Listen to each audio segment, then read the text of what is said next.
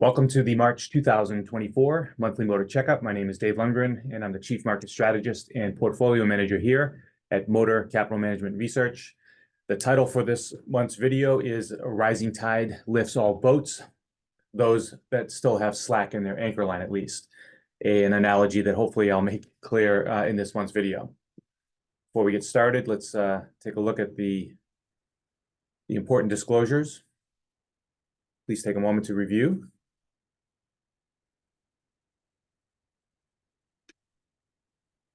Okay, so a rising tide lifts all boats. So like a rising tide, a robust bull market will lift even the least seaworthy of vessels. And that's what, the more vessels coming up off the ocean bottom floor, the better. The more robust, the better.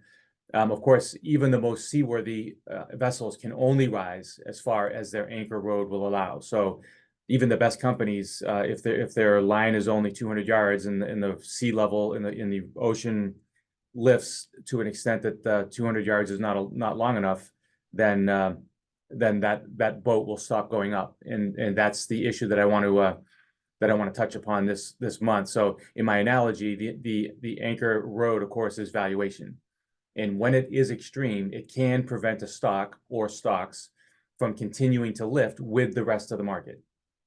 And I think this is something we need to think about. I've written about it already over the past couple of weeks, but I wanted to touch again on it in this video because I have a better forum to kind of walk through charts and actually bring words to the points I'm trying to make, and hopefully really drive the points home. The good news is that while these expensive stocks do tread water, at least that's what my expectation will be in the best of cases, then these other stocks can and still rise with the tide.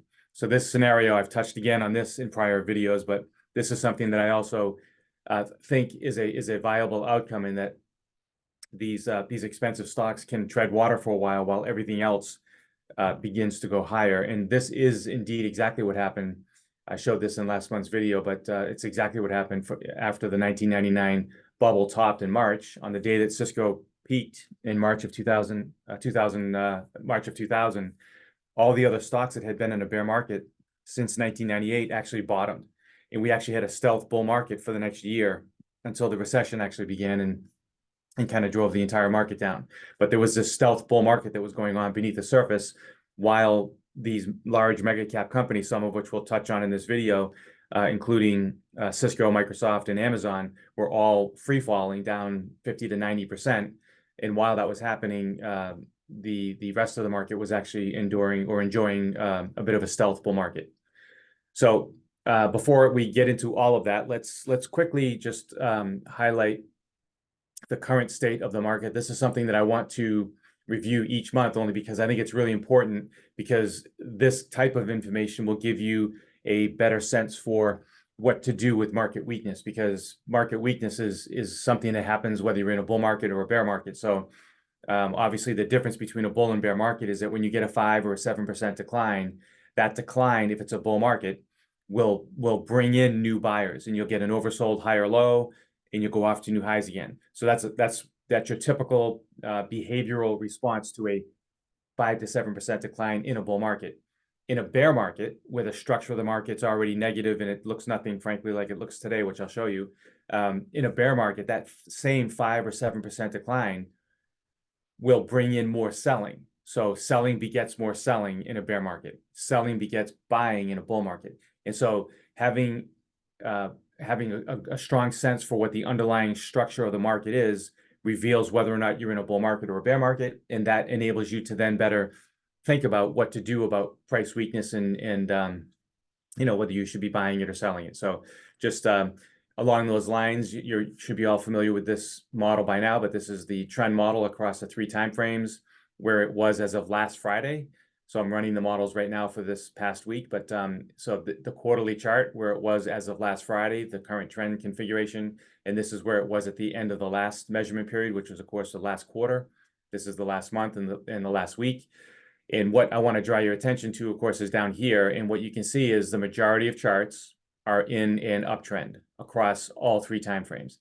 That is not a bear market. That's a market that tells you, at least for now, and I believe this will continue because it continues to get better, but for now, any weakness that we do see I'm not forecasting it. I expect it because why wouldn't I? I mean, we get pullbacks all the time. But the point is, when we get it, you want to be buying that weakness. And this is why when I wrote in my recent note that if you want to be short, or you have to be short because you have a hedge fund and you need to be short, I would do that now, not after a 5% decline, because after a 5% decline, you're going to want to be buying the market. So it's tough. I mean, if you have to be shorting in a bull market, that's an unfortunate state of affairs. But if you do have to be doing that, I'd far rather be doing it when the market's strong, not after a 5% decline, because that's when you're more likely to get really kind of run over as the market bottoms in that oversold context. So as you know, this trend model takes these 3 time frames and buckets the entire market across these trend definitions. And so if you take this column and you add it up, this will add up to 100, and this model automatically highlights in blue what the biggest bucket is in these various time frames. And so blue across the top here, which again, just, uptrend means that the stock is breaking out, hitting new highs, not consolidating, off to the races. And across all 3 time frames, this is the biggest bucket. So there's nothing in this to say that a year from now we won't be in a bear market, but the data looks like this right now, and you can't be thinking about a bear market when the data looks like this. As it begins to inflect and change, remember the data began to deteriorate in 2021, well before the bull market, on the surface, ended in early 2022 and rolled over into what we now know is a pretty bad bear market. But that was all pretty well broadcast by this process, because trends like that change one stock at a time, and we'll pick up on it in this modeling process. And as it stands right now, it's not only good, but it's good and getting better. So I just don't see any reason at a trend level to be anticipating a sustained move lower. Again, 5% decline, sure, that can happen anytime, but this data says we should be buying it. And then, of course, I'm drawing your attention to this every month, but I do that because I think I should. I think it's that important. We continue to see rotation amongst the leadership, but all the leadership is within cyclical stocks. So more recently, we saw tech drop out of the leadership. It was replaced by discretionary and energy, but it's still within the leadership. And everything that's in this leadership is all cyclical and offensive, whereas all the defensive sectors are kind of in a knife fight down here for the bottom. And so this is what you want to see. And if the market's good at what it's supposed to be good at, which is looking forward and kind of sniffing out trouble on the horizon, if it's good at that, which obviously I believe it is, why would these things be leading? So that's a message I repeat every month, but there's a lot of noise, there's a lot of headlines, there's a lot of fear mongering, especially in the media and in social media. So I think it's just important to reflect back on this fact every month. And then when you do look at the leadership and then just say what percentage of the leadership is in an uptrend, I mean, they're all in uptrends across the board. So it's cyclical and it's trending. So there's just nothing to point to here that's got any kind of bearish connotation to it. So this all circles back into the risk gauge. So remember, the risk gauge takes into account trend, all this relative work, breadth, and volatility across 3 time frames. And you can see that in the short term, it's in risk on. The medium term is hovering back and forth, kind of going back and forth between risk on and risk off. Remember, this is the monthly chart, so it won't be an official reading until the end of the month next week. But it's hovering just beneath risk on. And then the quarterly time frame is kind of going back and forth between 4 and 5. But you can see that it's trying to tick up. And when this is a robust, fully on bull market, all 3 of them will be in this risk on zone, which is what every bull market has done since 1950, at least the way that I model it here.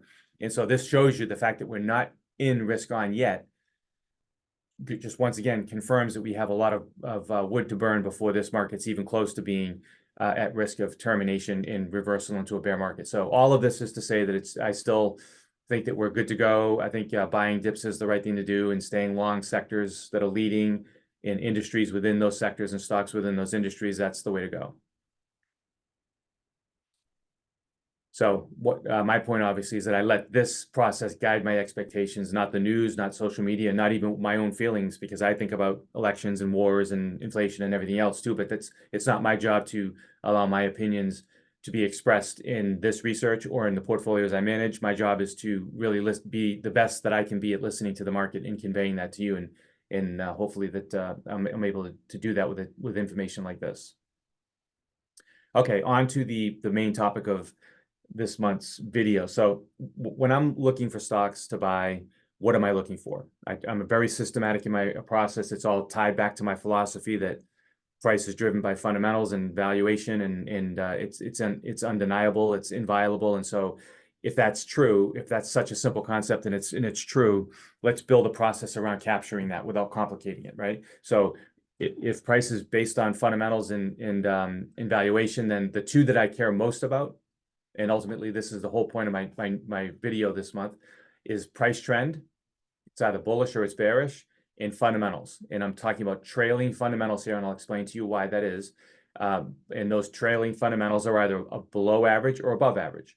And so I put everything in a box here like this, and I just try to own the things that are over here. Anything that has a bullish trend, I'm willing to own. Ideally, what I own is what I refer to as a good stock and a good company. So a good stock is a company, is a price trend that's going up. A good company is a company that has great fundamentals. These are where you can really get some great home runs. And so I try to build portfolios out of companies that are in this quadrant. Now, it's also fair to say that you can find companies that have a good, that are a good stock, but they're a bad company based on their trailing fundamentals. But this sort of disconnect where you have a company that's trending in a fundamentally driven time frame, despite what appears to be on the surface, at least recently, bad fundamentals. This is the market telling you that the fundamentals are getting better. So for that reason, I'm willing to buy a company that's trending in a fundamental time frame, quarterly and monthly time frame, because I believe that's the market's way of telling us that the fundamentals are getting better. And this is particularly true if it's in a sector or an industry where there's a very strong preponderance of this type of combination going on, where there's a lot of stocks trending in a fundamentally driven time frame, and the fundamentals don't seem to support it in that moment. And you see this a lot in cyclical sectors in industry. So that's why I'm willing to invest down here as well. But predominantly what I'm trying to capture is up here, because when I buy a stock, I'm really trying to hold on to it for many years if possible, at least for the duration of the bull market. And where I think we're in the early stages of a bull market, I'm really trying to build a portfolio of these. So obviously there's two combinations left. There's a bad stock, meaning a bad trend, and a good company. So they've got great fundamentals, but the stock, for some reason, in those fundamentally driven timeframes, is starting to turn down and break down and trend to the downside. This situation is the opposite of this. And this is why I always go with the market's opinion, because the market's opinion is expressed in trend, and that trend is expressing the market's opinion of those fundamentals. And so we see this many times in history, and we see it all the time where a stock begins to trend downward, and the fundamentals seem fine, and then 3-6 months later we find out why. So this is why anything that's over here, just because it has good fundamentals, I'm not willing to buy it as long as it's not trending. And of course, the obvious one to not own is a bad stock and a bad company. But you can safely say that I'm not interested in owning either one of these. So in all of this, at the very outset, I mentioned price is driven by fundamentals and valuation. And you notice that in this quadrant, there's nothing here about valuation. And that's because I don't believe valuation is a very good timing tool. And I think predominantly, I think that's the right thing to be thinking about over time. Valuation should not be something that you really hang your hat on, over time. But there are times when valuation gets so stretched that you can't ignore it. And this gets back to this formula that I've referred to many times in the past, but this is price equals fundamentals times valuation. Fundamentals is like earnings per share, and this is PE ratio, or this is book value per share and price to book, and this is sales per share and price to sales. So it's those combinations of things. And for the most part, obviously, no matter what I think about price, it's not going to do anything unless I get cooperation over here. And for the most part, most of that cooperation has to come from fundamentals. Ideally, you'll get the double whammy of fundamentals and valuation. That's the home run. That's really what I'm trying to find up here if I can. But at some point, the valuation does get so stretched where it's 35, 40, 50 times sales. Just look at this formula, right? This isn't really anything that can be argued about. I mean, it's like when it gets to 50 times sales or 30 times sales, what happens in this formula is that this price is now, the fate of this price is almost entirely dependent on what happens to the fundamentals, and they better be good. Not only had they better be good, but they better be probably better than expected, which is hard to believe that you could be better than expected, given that, you know, the valuation is where it is. So what I'm trying to avoid when I'm building portfolios, at least in terms of things that I'm trying to hold for multiple years if possible, is companies that have reached a valuation that's so egregious that now I'm relying entirely on fundamentals to carry the day. So there's I think probably conceptually that makes a lot of sense, but if you actually look at history, I presented similar studies like this in the past, but what I'm just showing here is if you know, go back to the close of 1999 and then every year forward to 2023, if you just made it a practice of every month owning the most expensive stocks, and by that I'm talking about highest price to sales ratio and the highest PE ratio, and trading above $250 million, if you're interested, that was the screen, and you just rebalance this every month. This is the portfolio's performance. So on average, owning very expensive stocks is a really bad idea. Now, are there times when it's a good idea? Sure, there are times, and I think we can all point to the times like 2020 after COVID was one of those times where this strategy did well, and I believe probably in 1999 it probably did well too, but I don't have the back test showing here. But the point is that this is the starting value at 100, and this is where it is as of the end of last year, and it's actually lost money, not relative, absolute. And this is the market above here. So look at this little summary here. You can see that almost 30% of the time, this strategy actually did outperform. But when it outperformed, it generated 13% outperformance. When it underperformed, it generated 14%, almost 15% underperformance. So I've talked about this formula many times in the past. This is a formula that everybody has to kind of work their way through, no matter who you are. Even Warren Buffett has to walk through the gauntlet of this expectancy formula. So the idea is that your profit of your strategy is based on only these things.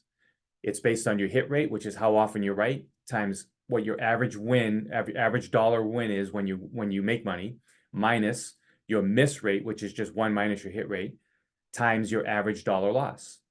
If you do that math and it comes out to a negative number, stop doing what you're doing, because you're going to continue to lose money. The value of this approach is if you're losing money after you'll know it anyway, of course, but when you plug it into this formula, you can look at this formula and you'll know exactly where you need to work, because these are the only four things that determine the outcome. So find out what you're doing wrong in one of these steps, because you'll find it there. So looking at this summary here, the expectancy formula for buying high price to sales ratio stocks is 29.2 times 13.2, data that you derive right from here, minus 70.8, which is 1 minus this, times 14.7, and you get a loss of 6.5% relative per year on average, compound. And here you see it playing out. So this, all I'm saying is, I'm not saying that NVIDIA is not going to go up a lot, Microsoft's not going to go up a lot, SMCI is not going to go up a lot from here. I'm just saying that if I'm trying to develop and stick to a process that will do well over time, that's repeatable and will do well over time, then extremely high valuations just can't be a part of that. So for me, it's not that I'm not willing to own these companies, but they're swing trades for me. These are not stocks that I would buy and expect to double and triple after I purchase them. So I'm happy to trade in and out of NVIDIA, and if I'm lucky and fortunate enough to capture them, and I'll obviously identify them in the research, that's great. But these aren't stocks that I would buy expecting, just because they 10-bagged over the past 5 years, that doesn't mean they're going to 10-bag over the next 5 years, especially if they're already at $2, $3, $4 trillion in market cap. We have to consider all these things when we're thinking about, does this fit with our process? So this was a chart that I featured a couple weeks ago, and I just wanted to take the time to walk through my thinking on it, because this is capturing the essence of what I'm talking about. So at its peak back here, not its current peak, but at its peak in July of last summer, the price to sales ratio was 45 times sales, and I began to write about it. I wrote about it a few months ago about the idea that stock was very high in valuation, and it's currently trading at 35 times sales. So the point is that today is not yesterday, and 35 times sales is not 2 times sales, which is where this company was valued when this whole thing started. So the temptation is to think about buying the stock today is somehow going to magically get us to be able to capture what's already happened. It's already on the books. It's trading at 35 times sales, and today is not yesterday, and 35 times sales is not 2 times sales. And so the idea is that in this P equals F times V framework, it's not that this isn't a great company. It's not that it's not going to go up in the coming months or something, but it's just not. It's the risk to me is that it's a very important part of the formula. This P equals F times V is at such a large number that it's just going to provide a very significant headwind over the next multiple years, not multiple months. Like I said, you can trade around it, but this is not something that I'm looking to buy and hold because I think it can 10 bag from here. So what I want to really truly stress, because I don't want to anger anybody here, but I'm not saying at all that NVIDIA is not a great company, and I'm also not saying that it's not on the verge of completely transforming the world in whatever role it plays in AI in the next 10, 20 years. I'm quite sure that it's going to. And I'm not even, as I said, I'm not even saying that I'm not willing to trade this stock again if I get the proper setup for it, even if it's extremely highly valued from a price to sales or PE ratio perspective. I'm not saying any of this. It's a totally different perspective that I'm trying to cover here. And when you look at this stock, this is how it looked last year when it reached its peak valuation. It looks a lot like what it looks like right now. It looks fantastic, and the story's great. Revenues are exploding, and in fact, from here, revenues are about to really accelerate once again. So everything looks great, and we know we can look at the scale here, and it's at 450 or so dollars, and so we know now with perfect hindsight that the stock has more than doubled from there, from this point. And so you're saying, Dave, what are you talking about? Why would I not just hold on to the stock? So you can, obviously, and I'm not trying to change your mind. I'm just trying to tell you how I'm thinking about it and what I'm doing about it, because I've seen this movie before. We've all seen this movie before.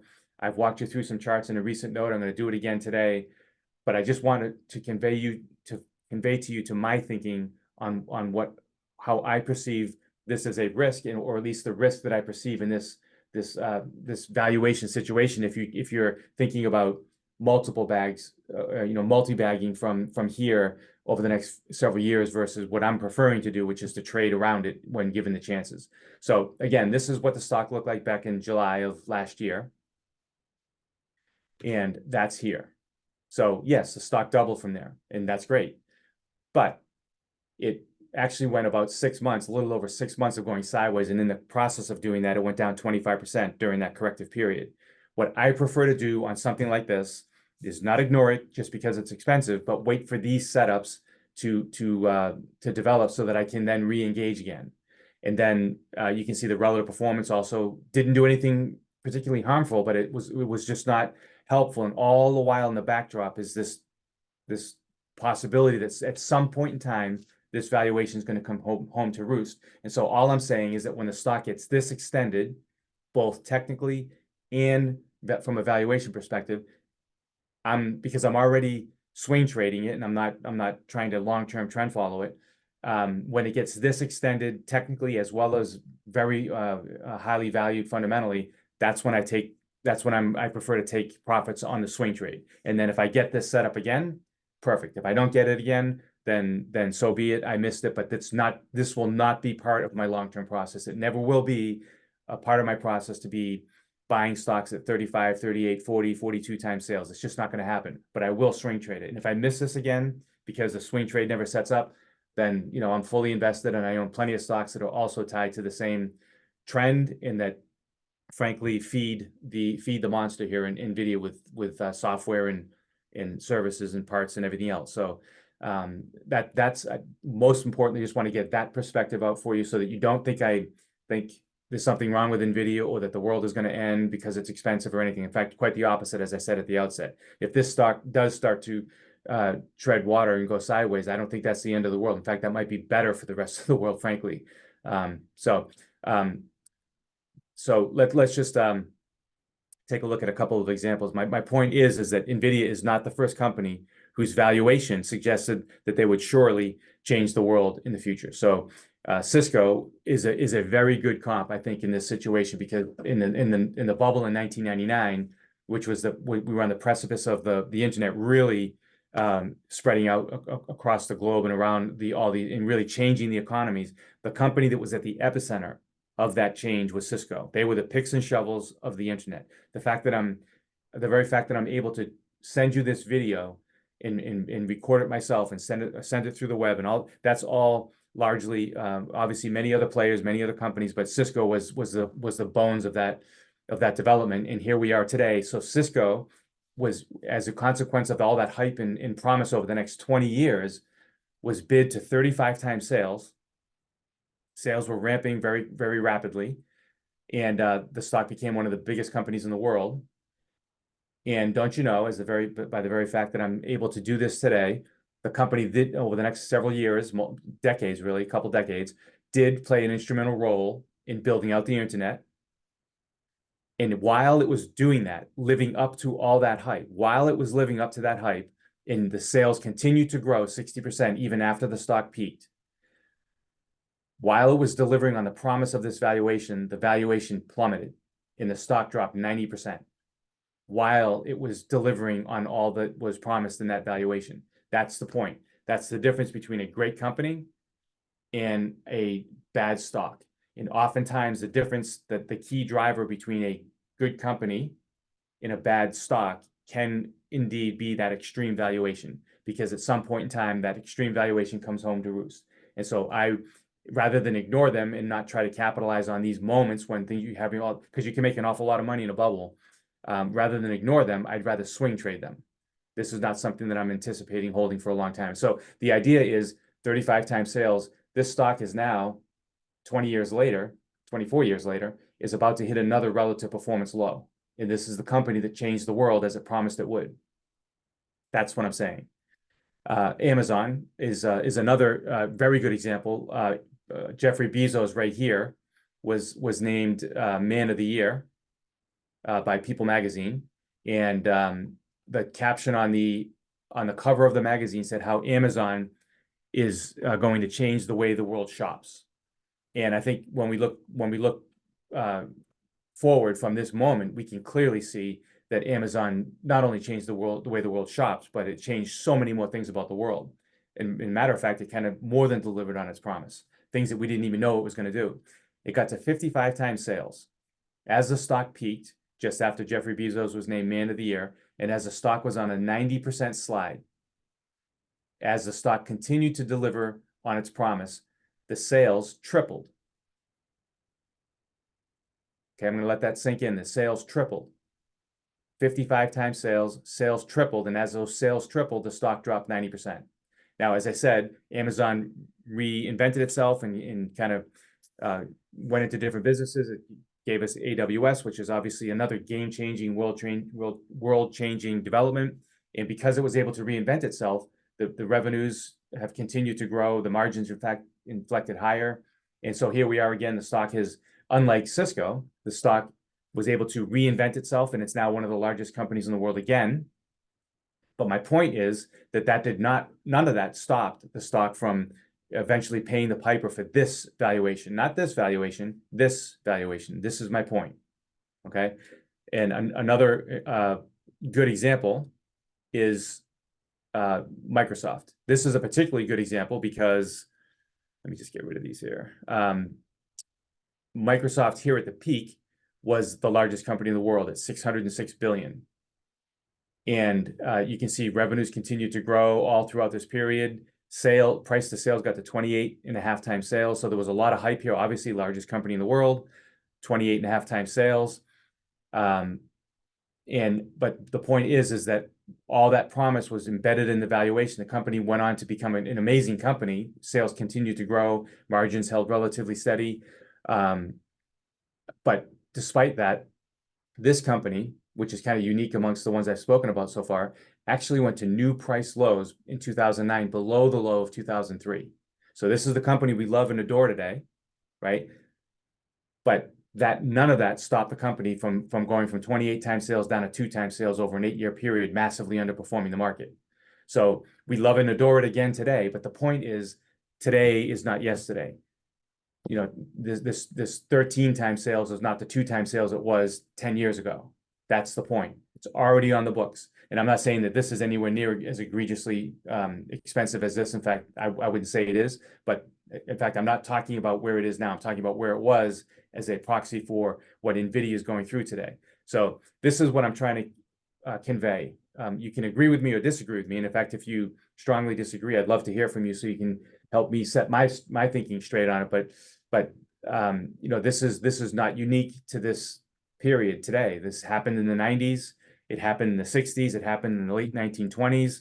And everybody gets excited about the future. It almost always happens around technological change and in the promise that it's going to bring, not just in terms of change in society, but the profits to these companies. And so investors get all excited about it. They reach 20 years out into the future and correctly assess what's going to happen, and maybe even underestimate it, as we did with Amazon and Microsoft. But nonetheless, they take all that profitability and they pull it forward to the present and then slap a crazy multiple on it. That's what they're doing. That's what's happening here. That's my thesis on it. And so for that reason, this can't be part of my long-term investment process. Will I trade around it? Yes. Will I buy this stock without a proper setup, given its valuation? Speaking of NVIDIA, no, it's just not part of my process. Yeah, so that's the whole point, is that these companies did go on and live up to the promise of changing the world. Every one of them did. But that did not prevent a massive valuation compression nonetheless. And that, I think, is what, at some point in time, it could be 2 or 3 swing trades from now. I don't know. And I may not even get the swing trades setups. I may not be that lucky. But at some point in time, I think we can all agree the current valuation on NVIDIA and many of these other companies that are just incredibly nosebleed valuations will come home to roost. And I just want to be mindful of it and just at least put out there and convey to you how I'm thinking about it and what I'm doing about it. And absolutely, as subscribers, if you have any questions, reach out to me, and happy to walk through this more with you. So what I just conveyed to you was my view. This is what, and that's all I can do is to tell you in as much detail, in as much you know, I guess logically laid out thought process as possible, flawed as it may be in your mind, but that's how I'm thinking about it. And the point is, I'm not trying to change your mind. I'm just trying to inform you as to how somebody else is thinking about it, myself being myself, and maybe help you think about it differently if you think about it other than how I think about it. And nonetheless, if you come to the conclusion that like you still want to be long these highly expensive stocks regardless, and you think they're going to double and triple over the next year, 2 years, 3 years, that's fine. What I would say is, in the interim, pay close attention to these levels. Okay. You can see in the case of NVIDIA, it's in an uptrend across all 3 of these time frames. Remember, weekly chart, monthly chart, quarterly chart. Stocks at 942.89.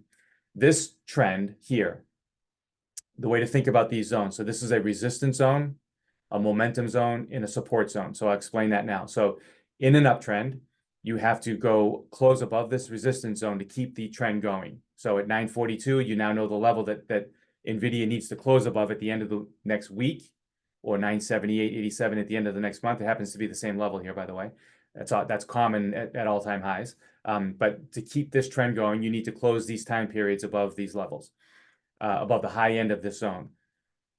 To prevent this uptrend from losing its momentum and going into a base, which is not a downtrend. It's just you lost your momentum and you've gone into a base. You can see a few of them here, right? So these are stocks that have lost the momentum of their trend and have just kind of gone into a sideways, which is what, frankly, NVIDIA did last year in July. This uptrend is still okay and still salvageable as long as you hold above this level. This is the momentum zone. So if you close below this zone, you've now gone into a base, and now your focus is here. This support zone must hold in order to keep this trend from going into a downtrend. And of course, you can now see that there on this list, there are a few stocks that have done that. What I like to find are these support zones in the short term here that overlap with the momentum zone in the next higher time frame. And you'll see a lot of that in these setups. So for me, what I'm waiting for, just to put it out there on the table here, what I'm waiting for is I'm waiting for a test of this zone. Now, that's far down from where we are. I can't help that. That's just the reality of it is, of how it is. I showed you the chart. We were similarly extended in July of last year. And don't you know it, we pulled back to the support zone, and the support zone that was developed at that time, the stock came right into it, held, turned, and off we went.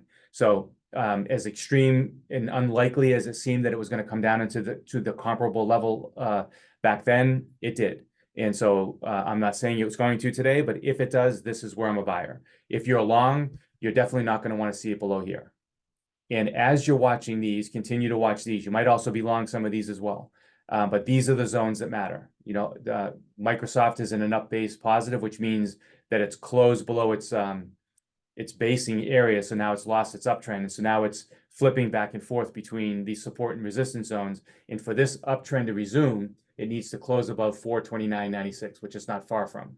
But to reverse this base, which is just basically a sideways trading range, to reverse this into a downtrend, you need to close below here, pretty far away. But look here, the zones are very much overlapping. So this is how I like to use these levels. You can kind of look across the setups here, and you can see which ones are doing well and which ones are in trouble. Apple, obviously, and Tesla are the two that are in most trouble. Built at 172.28 below these levels is a problem because you're in a downtrend, and this has the potential to be a high momentum downtrend as long as you're below these levels. And you can see the same holds for Tesla. This is in a downtrend and this is in a down base. So if it says up base, it means the previous trend was an uptrend. If it says down base, it means it's in a base, but the previous trend was a downtrend. So Tesla hasn't even reversed its downtrend that it went into during the 2022 bear market, and it's now back in a downtrend. So this one is of the seven stocks. This is the one that's at most risk. And remember, these are long-term, fundamentally driven time frame trends. So, anyways, I wanted to just provide these to you just because I'm sure that there are many of you that disagree with me, and despite that disagreement, I feel like it'd still be of some help. And I would just say that if you start closing below here, you may want to start agreeing with me a little bit more. That's how I would think about it. And of course, keep an eye on these levels in the notes that I write and whatnot, because these levels will change every week, these levels will change every month, and these will change every quarter. Okay, enough on that. So just want to wrap up with a couple of important charts to think about this month. This is a chart of inflation. This blue line is inflation, the CPI, through the 1970s. This is the CPI today. And when you look back in history, when you get these massive runaway spikes in inflation for the first time, they at least haven't typically happened in singularity. They tend to happen in waves. And so you can see that this one is on the brink of, at least if the map holds, this is kind of the window of risk where that could be the case. And so, I know for sure that the Fed is students of, there are students of history, and I doubt very seriously that they don't already know this chart. And so perhaps this is why, on the one hand, the Fed is talking out of one side of the mouth, saying that they're leaning towards being dovish, but the truth is they're not doing anything because they actually see this, and so they want to wait to see more data coming in to suggest that this is not a risk. But if you look back further in time, this is back to the 1920s. This was the initial inflation surge off of the Depression bottom. Then this was the inflation surges during the wars. And so again, you see three surges in a row. This was the 70s. This is the surge I just showed you, and then it turned down and then went up again. So I think this is the risk, and we need to be mindful of the possibility that inflation is not tamed yet, and that there's still a risk of another turn up in inflation. And in my notes, I've talked about how copper looks like it wants to go higher, gold looks like obviously wants to go higher, oil looks like it wants to go higher, and rates are having a bit of a struggle here, but I still think that there's a trade to 4.75 to 5%. But if inflation turns, it'll be either because of or in tandem with these commodities and rates moving in this direction. So I think it's interesting to look at the CRB index. This is the big runoff of the COVID bottom, with that big surge in inflation that we're now dealing with. And this looks like a pretty healthy kind of saucer consolidation, double bottom. So we're going to want to watch this really closely. In addition to those commodities that I mentioned, this is going to be an important one. We can already see the effort here to get up to the top end of this range. What I'm going to be watching for is this zone, this 210 to 290 to 310 zone. Frankly, as long as we're below here, I can't really say that there's much to worry about in terms of inflation. But looking at what the setups are for those individual commodities and what the inflation chart that I just showed you, it's definitely not something you want to sleep on. So I don't want to assume that inflation's tame just because the Fed is hinting that they're leaning towards being dovish. That could just be a way to appease the markets while they're really trying to figure out what the heck is going on the inflation front. So that's just my thinking for the coming month, and I'd keep an eye on this. And of course, I'll write about it if I see anything in the notes coming up. All right, lastly, let's just summarize this real quick. So the big picture remains positive. So that the reason that's the takeaway for that is that it's positive. So if we do get a 5 or 7% decline, I think the last thing you want to be doing is selling into it. In fact, you want to be thinking about right now, as always, you want to be having the stocks you want to be buying into weakness already have those lists set up. I try to provide you with lists each week in the weekly MOTR chart packs, but that's the thinking. The structure of the market's healthy, so weakness is inevitable. It's going to happen at some point. It happens every year, frankly. And when we do get it, as I showed you, the structure of the market is strong enough to withstand that. So as it relates to the primary topic here, I'm very willing and indeed very interested in trading around these expensive AI stocks of the day. And like I said, in a bubble environment, you can make an awful lot of money. So you don't want to ignore it. It's just that my main focus, while all of this is going on, is to try to find these mid-cap, these quality mid-cap ideas that have more reasonable valuations and much more room to run in the future. And when you look at all the studies of companies that have,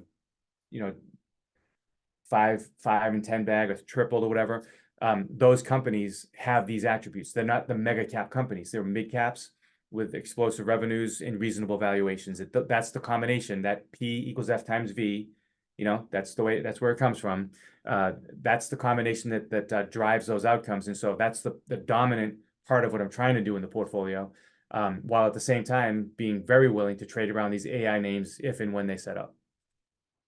So I want to just kind of restate once again, in everything I just said, there's nothing at all to say that these mega cap companies won't actually change the world in the next 10, 20 years. In fact, I'm very certain that they will.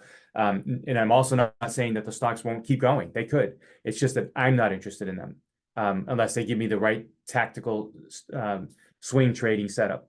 Outside of that, I'm trying to populate the portfolio and provide research ideas that are away from these ideas, as long as they're not setting up for the proper swing trading setup. And then for the coming month, once again, just keeping an eye on inflation, as history inflation does have a history of coming in waves once it begins. And I think that is something that we should not ignore. And of course, I'll keep you posted on it as the month unfolds in between now and our next video. Okay. Thank you all so much for listening. As always, much appreciated. Definitely appreciate your subscribing to the service. If you have any questions or there's anything I can help you with, you have my email. Please feel free to reach out to me at any time. Thanks so much.